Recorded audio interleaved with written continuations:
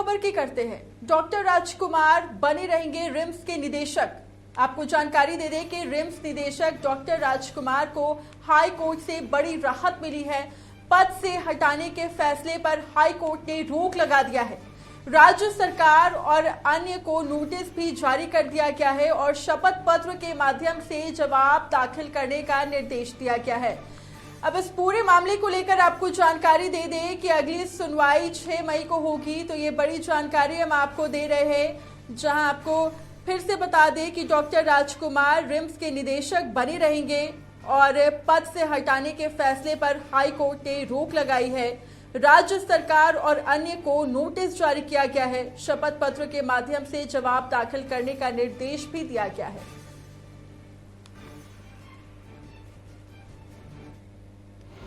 RIMS निदेशक doctor राजकुमार को समय पूर्व हटाए जाने को चुनौती देने वाली याचिका पर आज झारखंड उच्च न्यायालय में माननीय न्यायमूर्ति दीपक रोशन की अदालत में सुनवाई हुई।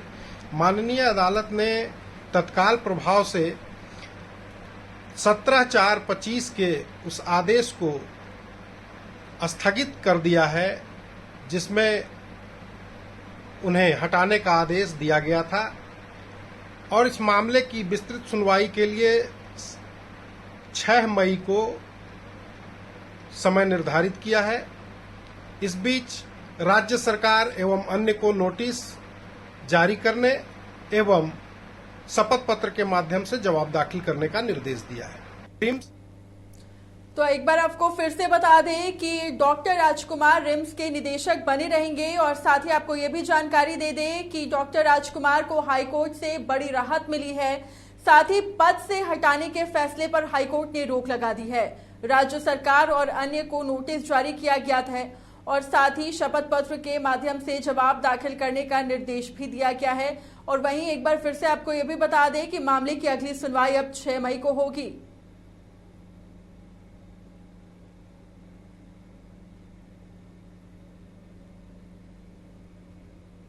और ज्यादा जानकारी लेते हैं, हमारे सहयोगी राहुल लाइव जुड़ चुके हैं। राहुल, मिला जुलाकर कह सकते हैं कि डॉक्टर राजकुमार को हाईकोर्ट से बड़ी राहत मिली है और उनके पद से हटाने के फैसले पर हाईकोर्ट ने रोक लगा दी है, और क्या कुछ जानकारी मिल रही है इसे लेकर?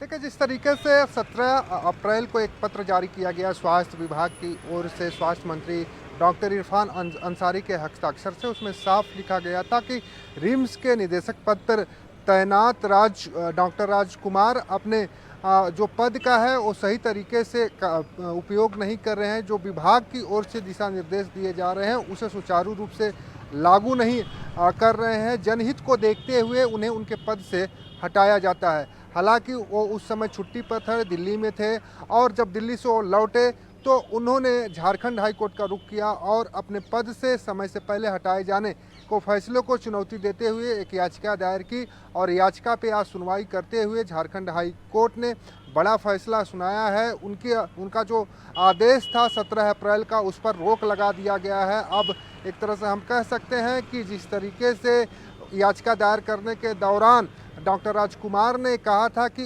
अब उनकी लड़ाई सच्चाई को लेकर है, अन्याय के खिलाफ है, तो एक तरह से पहली जीत उनकी फिलहाल दिखाई दे रही है। लेकिन अभी भी लड़ाई और बाकी है और 6 मई को जो सुनवाई होनी है उससे पहले सरकार और अन्य लोगों का जवाब दाखिल करना है शपथ पत्र के माध्यम से। अब देखना होगा कि जो सरकार के जवाब आएंगे उस जवाब में क्या कुछ खास होगा, सरकार की ओर से क्या जवाब दाखिल किए जाते हैं और विभाग की ओर से क्या कुछ जवाब शपथ पत्र के माध्यम से झारखंड हाई कोर्ट में दायर किए जाते हैं। और 6 मई को जो सुनवाई होगी वो झारखंड सरकार, स्वास्थ्य विभाग और डॉक्टर राजकुमार तीनों लोगों के लिए काफ़ी अहम होने वाली है।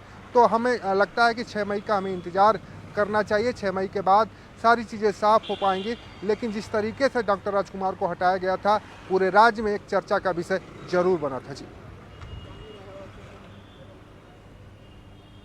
जी बिल्कुल राहुल, बहुत बहुत शुक्रिया। तो देखिए, इस पूरे मामले को लेकर अब अगली सुनवाई जो है 6 मई को होगी। अब देखने वाली बात ये होती है कि उस दिन क्या कुछ देखने के लिए मिलता है। लेकिन इस पूरे मामले पर बीजेपी नेता का क्या कुछ कहना है, एक बार आप सुनिए।